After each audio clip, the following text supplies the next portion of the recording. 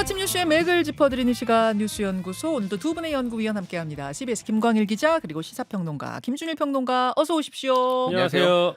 예, 오늘 대체 공휴일의 아침. 오늘도 어김없이 우리는 생방송.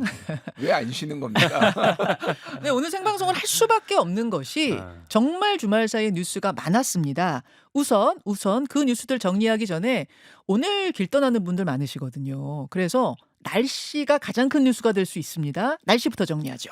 네, 연휴 폭설에 대해서 말씀을 드려야 될 것 같은데요. 네. 일단 서울은 목동 기준에서 지금은 비가 오고 있긴 합니다. 다만 오늘 내일 이틀간 눈이 아주 많이 온다고 해요. 수도권은 10에서 20cm, 강원 내륙 산지 10에서 30, 대전 세종 5에서 15, 충청 5에서 20, 전북 동부가 10에서 30, 광주 전남 전북 서부가 5에서 15cm 적설량이 예상이 됩니다. 지금 목동 기준으로 비는 빈데 약간 눈으로 바뀌려는 비. 그런 상태로 오고 있어요. 예. 그러니까 이게 지금 이제 눈으로 바뀐다는 거죠, 전국이다. 그렇습니다. 예. 뭐 서울도 오늘 오후에는 이제 눈으로 확실하게 바뀌는 거고요. 예. 북극 근처에 있던 얼음 공기 덩어리가 한 영하 40도쯤 되는데 이게 뚝 떨어져 나와서 한반도까지 지금 흘러나온 상태고요. 예. 중국 쪽에 대륙 고기압의 확장으로 찬 공기가 유입되고 있습니다. 그래서 이 공기들이 바다에 있는 수증기를 머금어서 좀 축축하고 무거운 그 습설이라고 해요. 습설이면은 무거워서 잘 쌓이잖아요. 그렇죠? 네. 예, 그러니까 그런 만약에 의미입니다. 흩날리게 되면 그래도 눈이 내렸을 때 바로 쌓이지 않기 때문에 좀 다행일 수도 있는데 이게 네. 쌓이기 때문에 어떤 도로 정체 네. 이런 것들이 우려가 되고 있는 겁니다. 네. 기온도 잠깐 좀 주말 사이에는 포근해졌었는데 네. 다시 떨어지고 있어요. 오늘 아침도 되게 춥습니다. 전국 기준으로 아침 최저 기온이 오늘은 영하 2도, 내일은 그리고 모레까지는 각각 영하 10도, 12도까지로 떨어지는 걸로 예보가 되고 뚝 있고요. 떨어지네요. 네. 그리고 이게 지금 흐름이 낮에는 좀 영상으로 올라갔다가 밤 사이에는 영하권으로 떨어지는 이번 연휴에 이렇게 될 거예요. 그래서 이제 블랙 아이스라고 하죠. 이제 그 도로 살얼음 이게 생기기 더 좋은 조건이기 때문에 운전에 각별히 조심하셔야겠습니다. 자, 김준일 평론가. 하필이면은 이동이 가장 많은 때에 눈이 펑펑 내려서 걱정입니다. 그러니까 1995년 이후로 이제 설 연휴에 예. 이 적설량을 측정을 제대로 했대요. 근데 제일 많이 온 게 2022년에 5cm 정도거든요. 예. 근데 이번에는 지금 5cm에서 최대 25cm 정도 지금 온다고 하니까 네. 예년보다 최대 많게 5배 정도. 그러니까 눈 많은 설날을 지금 보실 수 있을 것 같은데 얘기했듯이 이게 지난해 11월에 기억하실지 모르겠는데 습설 한번 내려가지고 난리 났잖아요. 맞아요. 거의 똑같은 거예요. 그러니까 음. 이거는 이제 아까 전에 전리 저기압이라고 하는데 전리가 이제 분리돼가지고 북극에서 이제 분리가 돼가지고 저기압에 있는데 지금 여전히 그때와 비슷하게 서해안 기온이 약간 높아요. 그러다 보니까 이제 수증기를 많이 머금어가지고 오는 거고 앞에서 얘기했듯이 이게 지금 내일 모레 추워져요. 많이 추워져요. 그래서 이게 지금 꽝꽝 얼 가능성이 있어서 이게 또 차가 평소에 많이 다니면은요. 네. 어쨌든 이게 다 녹거든요. 네. 어쨌든 근데 지금 연휴 때는 차가 좀 상대적으로 다니는 데는 다니고 안 다니는 데 안 다니잖아요. 시내가 음. 확실히 차량이 지금 적거든, 차량 이동이. 예. 그래서 자동차가 많이 다녀야지 그 열기로 녹는데 큰일 났어요. 걱정이에요. 그러니까 오늘도 이제 오후에 또까지 이제 계속 오고 내일 오전까지 또 오고 모레는 눈은 안 올 텐데 날이 추워서 꽝꽝 얼으니까 좀 전체적으로 좀 조심하셔야 돼요. 목요일까지도 약간 춥다고 합니다. 알겠습니다. 여러분, 눈 소식 먼저 전해드렸어요. 그만큼 여러분 주의하셔야 된다는 이야기고요. 다음 이슈 넘어갑니다. 윤석열 구속 기소. 예, 뭐 오프닝에서도 제가 말씀드렸습니다만 주말 사이 법원과 검찰 숨가쁘게 움직였고 결론부터 말씀드리자면 윤 대통령 조사 없이 재판을 받는, 즉 구속 상태에서 기소가 됐습니다. 네, 그렇게 됐습니다. 오늘이 구속 기한 만료일이거든요. 네. 그러니까 그래서 검찰 입장에서는 선택지가 두 개밖에 없었어요.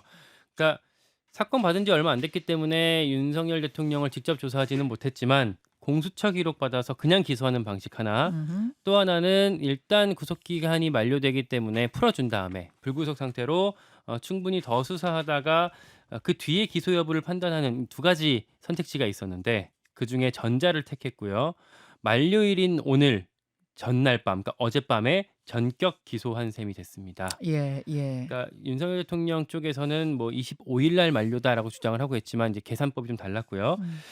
이 과정에서 이제 지난번에도 좀 말씀드렸었는데 공수처가 뭐랄까 좀 빌런이었습니다. 그러니까 음.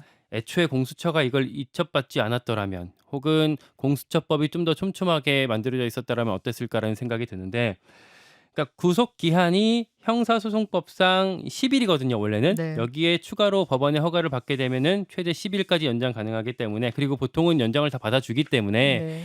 20일이라고 이제 보통 세고 있어요, 구속 음흠. 기한이. 그래서 이번에는 공수처에서 열흘, 뭐 기소권을 갖고 있는 검찰이 열흘 이렇게 수사하기로 했었다가 공수처 조사에 윤 대통령이 이제 응답을 하지 않았기 때문에 공수처는 나흘 정도 사건을 갖고 있다 검찰로 넘겼었거든요. 그렇죠. 그리고 검찰은 당연히 구속 기한을 연장해 줄 거라고 생각했는데 여기서 막힌 네, 겁니다. 16일 정도 수사를 할 수 있을 걸로 봤는데 법원에서 기각이 돼 버렸어요. 그 이유는 뭐예요? 법원이 내세운 이유는? 그러니까 공수처법의 취지가 수사 기소 분리하는 게 원칙 아니냐. 네. 그러면 검찰은 기소하는 곳이니까 더 수사할 필요는 없는 거다. 그러니까 보안 수사권에 대해서 명문화된 규정이 없기 때문에 음. 영장을 들어줄 어떤 이유가 없다라고 법원이 판시를 했습니다. 근데 조희연 교육감 경우에는 보안 수사를 할 수 있도록 연장을 해준 적이 있었잖아요. 그때와의 차이는 뭐라고 설명합니까? 그런 선례가 있었는데 그 차이를 구체적으로 설명을 하지는 구속 불구속 그 상태가 다르기 때문이다. 뭐 이런 부분이 좀 반영된 걸까요? 그치 그리고 조희연 교육감 때는 네. 이제 압수수색을 추가로 해줬던 거고요. 그때 이제 불구속 수사로 진행이 됐던 거였습니다. 구속 상태에서의 연장이니까 좀 더 인권 문제에 대해 엄밀하게 보겠다. 뭐 이런 게 좀 들어있는 게 아닌가. 그런 뭐 걸로 이런 생각이 들어요. 보여요. 예. 해서 이런 결론이 한 차례 나온 뒤에 검찰이 추가로 영장 청구를 한번 또 했는데 네. 사실은 이제 그거는 될 걸로 모두가 보고 있었습니다. 왜냐하면 영장 청구를 이제 판사는 여러 명이긴 하지만 영장 전담 판사가 예. 이게 이런 정도 중한 사건에 대해서는 개별적인 판단을 하는 게 아니라 같이 좀 고민을 하기 때문에 이번에도 기각될 걸로 예상이 됐었고 역시 두 번째 것도 기각이 됐습니다. 자, 이렇게 되자 검찰에서는 전국 검사장 회의를 열고 분주하게 논의를 했죠. 네. 어제 오전에 열었습니다. 그 다양한 의견이 나왔다고는 해요. 근데 특수본 수사팀에서 구속 기소 의견을 냈고요. 영장 내용은 결국에는 검찰이 보안 수사하지 말라는 얘기였기 때문에 네. 그 취지라면 당장 이제 구속 기소하라는 거죠. 이제 그 결론대로 이제 결국에는 그 심우정 검찰총장이 최종적으로 판단을 했습니다. 예. 검찰 입장에서는 사건 받자마자 사실은 공소장 작성에 들어갈 수밖에 없었어요. 그러니까 이런 이제 흐름들이 있었기 때문에 첫 번째로는 조사 시도 자체가 이제 결론을 내는 게 부담될 수밖에 없는 상황이었고 두 번째로는 내용 정리가 좀 충분치 않은 상황들이 있었습니다. 그래서 이제 공소장이 한 100페이지 정도 된다고 해요. 근데 보도 자료도 안 나왔습니다. 그러니까 그만큼 지금 검찰 입장에서는 공소장을 준비하는데 좀 정신없이 준비했다라고 볼 수밖에 없을 그러니까 이렇게 것 될 같아요. 줄 몰랐던 거죠. 그렇죠. 한마디로. 예. 예. 이제 구속 기소가 됐고 일단 최소한 2개월은 이제 구속 상태로 수감이 되겠습니다. 윤석열 대통령이. 그러니까 여러분 요걸 좀 헷갈려 하시는 분들이 있던데 구속이 그러니까 조사를 위해서 구속한 상태에서 바로 기소가 되면 그때부터 구속은 자동 연장이 됩니다. 최대 이제 6개월까지 연장이 됩니다. 대신 기소가 됐기 때문에 강제 조사를 못 해요. 기소란 의미는 재판 시작 이런 의미인 거잖아요. 조사 끝 재판 시작 이런 의미이기 때문에 강제 조사를 못 한다는 게 이제 검찰로서는 고민거리였던 거죠. 대신 불구속 상태로 그러니까 풀어주게 되면 조사는 더 할 수 있지만 그렇게 되면은 그 상태에서 기소할 경우에는 불구속 재판이 되는 거예요. 요게 이제 고민이었던 겁니다. 결국 그 상태에서 구속 상태 유지한 채 재판 가는 게 낫겠다는 전자를 택한 거죠. 구속 기소가 됐기 때문에 최소 2개월은 이제 구속 상태가 유지가 되는 거고 예. 그 다음에는 허가를 받아서 할 수 있지만 최대 6개월까지 네. 이제 구속 상태를 유지할 수가 있게 됐습니다. 이제 다만 윤석열 대통령 쪽에서는 구속 적부심, 뭐 보석 청구 이런 것들 전략을 검토할 걸로 보이고요. 동시에 이제 공수처가 수사한 것들은 불법이다, 뭐 기각해야 된다, 뭐 이런 주장을 하면서 공소기각 요구를 계속할 걸로 보입니다. 자, 김준일 평론가 예. 급박하게 돌아갔던 주말 상황 어떻게 보셨어요? 일단 뭐 반응들을 좀 전해드리면요. 네. 대통령실은 여전히 국가원수를 불법의 편법으로 구속을 하다니 야속하다. 뭐 이런 표현이 나왔고요. 예. 국민의힘은 검찰 공수처 기소의 하청기관으로 전락했다. 검찰총장 사퇴해라. 이런 얘기 나왔고 민주당은 내란 수계에 대한 단죄가 시작됐다. 뭐 요 정도 나왔습니다. 일단 검찰이 고민이 깊었어요. 일단 검사장 회의에서 소집을 한 것은 이게 심우정 검찰총장 혼자의 판단으로 한 것이 아니라 네. 전체 검찰의 의지가 반영이 됐다. 결국은 이제 검사장 회의 다음에 심우정 검찰총장한테 이제 판단해라라고 이제 떠넘겼다기보다는 이제 결정권을 결정권을 줬죠. 줬죠. 예. 결정권을 줬지만은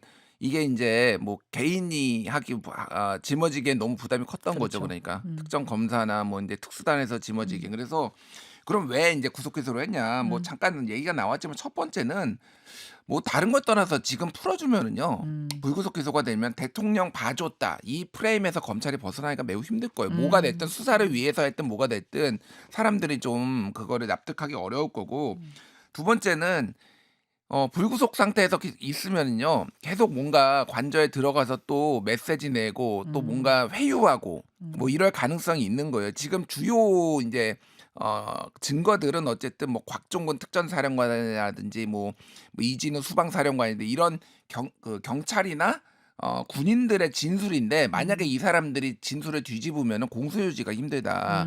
이게 이제 판단이 들어간 거죠. 또 하나는 어차피 풀어줘도 수사에 정말 응할까? 그러니까 공수처에서도 그동안 내란 수사권 없다라고 얘기했잖아요. 그럼 검찰도 내란 수사권 없으면 안 받을 거야. 이렇게 할 가능성도 상당히 높다라는 거예요. 그러니까 그렇죠. 실익 자체가 별로 없다라는 거고 네. 어쨌든 윤석열 대통령 빼놓고는 다 구속 상태예요. 대부분의 주요 혐의자들이. 예. 그런데 이제 윤석열 대통령만 하면 형평성 문제까지 좀 나올 가능성이 있습니다. 그래서 지금 검찰 공소장은 한 100장 정도 지금 뭐 이제 공수처가 넘긴 거에 조금 이제 거기 보강을 해서 할 예. 텐데 주요 내용은 뭐 다 아시다시피 계엄군과 경찰의 동원해 국회를 봉쇄하고 비상 계엄 해제 의결을 방해하고 우원식, 이재명, 한동훈 등 주요 정치인과 중앙선거관리위원회 직원을 체포 구금하려 한 혐의 요게 들어갈 거고요. 그러니까 언제 이제 재판 열리냐? 다음 달 중에 열리는데 전 사례를 보면은 네. 김용현 전 국방부 장관 같은 경우에는 12월 27일에 기소됐는데 20일 만인 1월 16일에 첫 번째 공판 준비기일이 열렸어요. 네. 그러니까 우리가 지금 여기서 계산을 해보면은 다음 달 중순에 첫 재판이 열리겠다. 이 네. 정도를 좀 우리가 확인할 수 있는 거고. 네. 그러니까 추가 혐의가 이제 드러날 수는 있습니다. 그러면은 여기에서 다시 강제 조사할 권한은 없지만은 추가 혐의가 다른 거가 들어갈 경우에는 이제 뭐 공소장 변경을 하거나 그럴 가능성도 배제할 수 없는데 사실은 이게 내란과 외환 두 가지밖에 없잖아요. 지금 이게 그렇죠. 현직 대통령이 형사소추를 받는 상황은 네. 그래서 이미 내란죄로 기소가 됐기 때문에 공소장 변경을 하거나 이러기는 쉽지 않은 그런 상황이 될 것 같아요. 윤석열 대통령 조사 못한 게 아쉬운 게 사실은 공수처에서 이미 그 조사를 했던 거에 대해서 날인을 거부했기 때문에 이걸 그대로 법정에서 쓸 수는 없을 거예요. 형사재판에서는. 아, 날인 거부한 거는 그렇죠. 네, 그리고 예. 만약에 거부하지 않았다고 하더라도 피신 조사 증거 능력이 제한됐기 때문에 법정에서 본인이 동의하지 않으면 못 쓸 건데 아하. 형사재판은 그런데 예. 이거를 탄핵 심판에서는 쓸 수 있거든요. 조사를 했다면. 아하. 그리고 심지어 지금 그 관련자들의 진술과 윤석열 대통령 측이 주장하는 게 다르기 때문에 이거를 검찰에서 조사를 한다면 좀 깰 수 있는 지점들을 추가 조사가 가능할 텐데 그걸 탄핵 심판에서 준용할 여지가 있을 텐데 그걸 이제 그 기회를 날려버렸다는 게 지금 좀 아쉬운 대목입니다. 그러니까 요 상황에 대해서 그러니까 이 해석이 좀 엇갈리더라고요. 예를 들어 윤 대통령 측에서는 검찰이 보완 조사 신청했다는 건 무슨 얘기겠냐. 그만큼 지금 이게 허술하다는 얘기고 재판은 우리가 유리하다. 이렇게 보고 있는 것 같고 야당 쪽에서는 걱정 없다. 이미 다른 사람들의 증거가 풍부하다. 이것만으로도 충분하고 기소가 이렇게 빨리 됐으니 신속 재판, 신속 결과가 나올 거다. 이렇게 양쪽에서의 시각이 좀 달라요.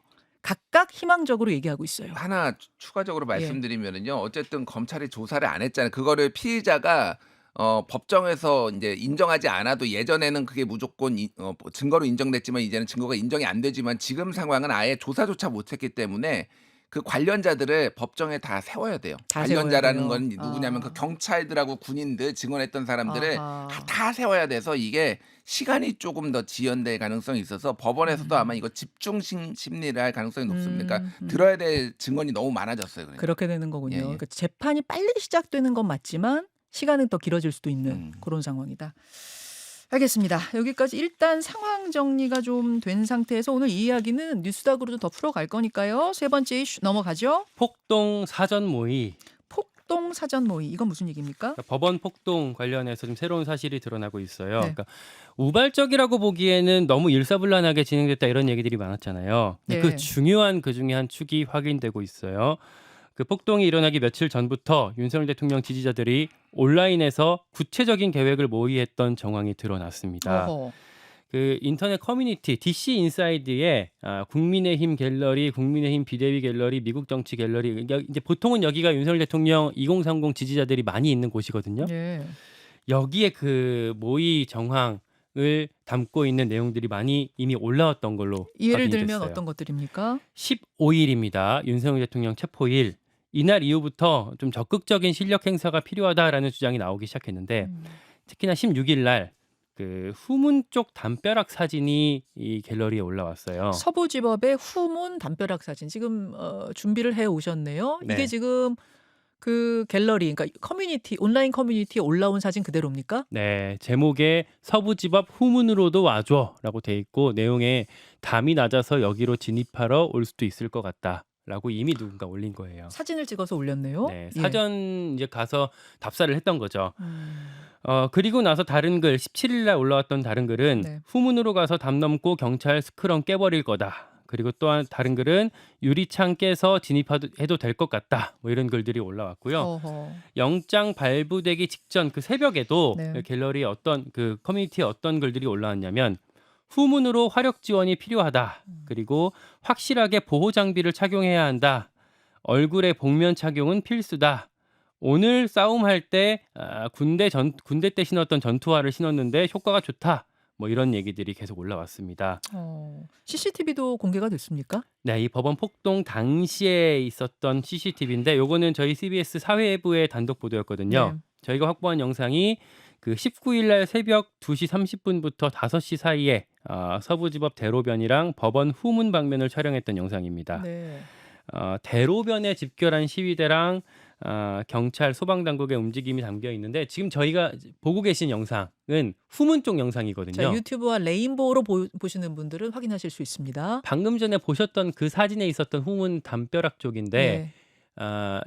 한 남성이 뭐 이렇게 둔기 강목을 던지네요. 그렇죠. 강목 같은 걸 유리창에 던지는 장면이거든요. 예. 제지하는 경찰 병력이 없어요 지금. 그러니까 정문 쪽에 있는 경찰이 많이 있었지만 후문 쪽에는 경비가 이렇게 허술했다라는 것들을 예. 드러내는 장면입니다. 알겠습니다. 김준일 평론가. 예. 서부지법 그 난동 사건의 어떤 증거들, 사전 모의 정황들이 점점 드러나고 있네. 이게 어떤 의미가 있다고 보세요? 그러니까 얼마나 실제 이게 인제 그 폭동에 네. 실제 활용됐는지를 좀 살펴봐야 되긴 네네. 하지만은 매우 구체적이고요. 그때 움직였던 그 동선들하고 거의 딱 일치해요 그러니까. 그러다 보니까 이거는 인제 폭동 모의 이래서 이 사람들 다 인제 IP 추적해 가지고 다 신병을 확보해야 될 그런 상황이고 그러니까 이게 우발적으로 벌어진 일이냐, 사전 모의가 있었느냐, 혹은 주동자가 있었냐, 배우가 있었냐에 따라서 형량이 다 달라요. 예. 이 형량이 달라지는 겁니다. 사전 모의를 했고 주동자가 있고 배우가 있다 하면은 우발적으로 벌어진 일이다 하고는 완전히 양형이 완전 달라지는 상황이거든요. 그래서 이게 중요한 거거든요. 예, 뭐 예. 김광현 기자가 잘 설명했지만 조금 추가로 몇 개를 말씀드리면 예. 15일에 윤석열 대통령 체포됐을 때는 지금까지 평화 시위하면서 뭐 이뤄진 게 뭐가 있냐. 이렇게 직접적으로 행동하지 못하면 웃는 거는 이재명이다. 뭐 이런 식으로 얘기하면서 이제 폭동을 해야 된다라고 직접적으로 얘기를 했고 16일에 후문 담을 다 확인을 했어요. 그래서 담 낮은데 남자는 무조건 넘는다. 이런 얘기를 하고 영장 17일에는 영장 발부 못하는 게 목적이다라고 얘기를 하고 그리고 그 18일에 처음에 밤 늦게 아니고 오후 5시쯤에는 너무 압사가 무서워서 담을 넘었다고 하면 된다. 이런 식으로 변명거리를 만들어라. 이런 식으로 다 이런 얘기가 나왔고 어허. 예, 폭력 시위를 준비하자 이런 얘기가 지금 나왔고 이제 국민 저항권이라는 얘기도 여기서 계속 나왔습니다. 특히 이제 배희철 변호사라고 이게 유튜버이기도 한데 그 사람이 이제 유튜브 영상이 거기서 연설하는 게 빠르게 확산이 됐거든요. 그날 18일 밤에. 뭐라고 연설했는데요? 대통령께서 지금 여러분의 모습을 지켜보고 계신다. 젊은 분들이 자발적으로 모여 미래를 열고 있는 곳이 서부지법 앞이다. 이런 식으로 이제 얘기를 했어요. 그래서 직접적으로 폭력을 한 거 아니지만 이거를 폭력 시그널로 봤어요. 역에서는 이 역에서. 그래서 지금 음. 직접적으로 저 사람이 뭐 폭력을 쓰라고 할 수는 없지만은 그렇지만 이거는 그 난입하라는 신호로 이제 보고서 그날 이제 다 들어간 겁니다. 그래서 뭐 이게 이제 소유죄 적용 시에는 최대 이제 징역 10년 뭐 이런 거고 예. 건조물 침입죄는 3년 이하 징역 500만 원, 공용물 파괴 7년 이하 징역 혹은 1천만 원 이하 벌금. 그래서 이게 사람마다 다 달라질 것 같아요. 이게 그러니까 모두에게 동일하게 적용되는 게 아니라 예, 예. 실질적으로 굉장히 이거를 주도한 사람과 예. 단순 가담한 사람과 뭐 이런 사람들에 따라서 이 적용하는 법조문이 좀 더 달라지지 않을까. 그리고 이제 공무집행방해 특히 이제 경찰들 때리거나 이런 사람들 같은 경우에도 5년 이하 징역, 1,000만 원 이하의 벌금 뭐 이렇게 지금 적용이 될 것 같습니다. 그래서 이게 어쨌든 조직 범죄로 이거를 볼 수 있느냐가 아마 앞으로 그렇죠. 경찰이 그렇죠. 그게 관건일 것 같아요. 그러니까 이게 조직 사전 모의된 조직 범죄로 보면 그때부터 이제 소유죄가 해당이 되는 거니까. 예, 이게 보통 일이 징역 아니죠. 10년. 그러면 징역 10년. 예. 징역 10년. 여러분 뭐 계속 우리가 지난주 내내 얘기했습니다. 민주주의의 기본은 법치주의고 그러니까 마음에 안 드는 판결이 나오더라도 그조차도 법으로 해결해야만 이 사회가 굴러가는 건데 그 부분을 흐트러뜨린 거기 때문에 아마 법원에서도 아주 엄중하게 볼 거라는 거. 이거 좀 알고 이랬는지 모르겠어요. 이 사람들이. 참, 예, 지켜보겠습니다. 다음으로 가죠. 러브콜의 미사일 대응. 예, 트럼프 미국 대통령이 러브콜을 보냈는데 북한으로 김정은 위원장 미사일로 화답했다. 이게 무슨 말입니까? 대화 제안에 미사일부터 한 방 쏘고 시작했습니다. 뭐 몸값 높이기 위한 기싸움 아니냐? 이게 뭐 중론이고 원래 그런 전략을 늘 써왔었잖아요. 네. 일단 트럼프가 주말에 폭스뉴스와 인터뷰에서 뭐 이런 질문 받았어요. 김정은이랑 다시 연락을 취해 보겠느냐라는 질문 받았는데 예. 그렇다라고 답을 했고요. 예. 뭐 그 취임할 때부터 나는 김정은이랑 매우 우호적인 관계를 유지해 왔다 이런 얘기들을 해 왔잖아요. 맞아요. 어떤 시그널을 보낸 건데 여기에 대해서 북한은 미사일로 화답을 했습니다. 25일 날 북한 조선중앙통신이 밝혔는데 전략 순항 유도 무기 시험 발사를 진행했다라고 했고요. 네. 우리 합참도 미사일 발사 추적 감시했다 이렇게 설명을 했습니다. 지난 토요일입니다. 네, 북한이 이렇게 강경 대응을 보이는 게 뭐 대화를 포기한 거 아니냐라고 보시는 아주 일각의 시각도 있지만 이거보다는 몸값을 높이고 뭐 대화 제기할 수 있는 조건들을 계산하면서 저쪽에 트럼프 대통령 쪽의 진정성을 검증하려는 거 아니냐 이런 해석이 많습니다. 자, 김준일 평론가. 예. 아니, 트럼프가 계속 이렇게 우리 너무 친하잖아. 나는 대화 잘 통해 김정은이랑 이런 메시지를 보내는 중에 왜 미사일을 쐈을까요? 그러니까 이 중앙일보 제목이 선 안 넘는 순항 미사일 쐈다예요. 아, 쏘긴 쐈는데 선은 안 넘었다? 이게 무슨 얘기냐면은 ICBM 대륙간 탄도미사일을 쏜 게 아니라 예. 지금 쏜 게 추정이긴 한데 잠수함 발사 순항 미사일 뭐 불화살 3-31형 개량형을 쐈다고 합니다. 제가 뭐 군사 전문가 아니라서 근데 이게 그러니까 잠수함에서 쏘는 이제 탄두를 이걸 쏜 거예요. 그래서 수직으로 이렇게 올라갔다라고 해요. 보통 이렇게 포물선을 고리고 올라간 게 아니라. 예, 예. 그래서 이게 그러니까 ICBM은 너희 미국 본토를 치려는 거지만은 이거는 그 정도는 아니야. 그거는 아니야. 포물선을 그려야 멀리 쭉 가는 거고 수직으로 올라가면 쭉 올라갔다 내려오는 거잖아요. 그냥 그 자리에서. 그래서 어쨌든 나 그렇게 호락호락한 남자는 아니야. 뭔가 비싼 남자거든. 뭐 이 정도로 보면 될 것 같은데 이게 좀 복잡한 게 네. 지금 우크라이나 전쟁을 지금 트럼프가 끝내려고 하고 있잖아요. 네. 우크라이나 전쟁을 끝내려면은 러시아를 압박해야 되거든요. 근데 그 중에 하나가 북한이 북한이죠. 지금 군인을 대고 있어서 네. 병사를 대고 있어가지고 그러면 또 중국을 또 압박해야 돼요. 왜냐하면은 사실상 북한하고 중국의 전체 교역량의 북한의 교역량이 98% 정도 되거든요. 네. 그러니까 이게 지금 복잡하게 판이 돌아가서 생각보다 이게 빨리 쉽게 되지 않으니까 약간 북한이 배짱도 튕기고 있는 약간 이런 상황이에요. 아하. 그래서 몸값이 좀 더 계속 올라갈 것 같은데 중요한 거는 한국은 뭐 할 거냐 여기 이 상황에서 그렇죠. 그게 좀 관건인 것 같아요. 트럼프 대통령의 등장이 진짜 세계 전체의 판도를 흔들고 있습니다. 뒤바꾸고 있습니다. 그래서 오늘 그래서 이 문제는 저희가 내일 모레군요. 수요일 설 당일에 특집으로 그 국립외교원장 출신 두 분하고 거기다 이화여대 박원곤 교수까지 세 분의 전문가 홍현익, 김준형 그리고 박원곤 정말 세 분의 전문가를 한 자리에 모아서 이 이야기 나눠보려고 하거든요. 여러분 수요일에 함께해 주시면 되겠습니다. 두 분과는 여기서 인사 나누죠. 고맙습니다. 고맙습니다. 김현정의 뉴스쇼는 시청자 여러분의 참여를 기다립니다. 구독과 좋아요, 댓글 잊지 않으셨죠? 알림 설정을 해두시면 평일 아침 7시 10분 실시간 라이브도 참여하실 수 있습니다.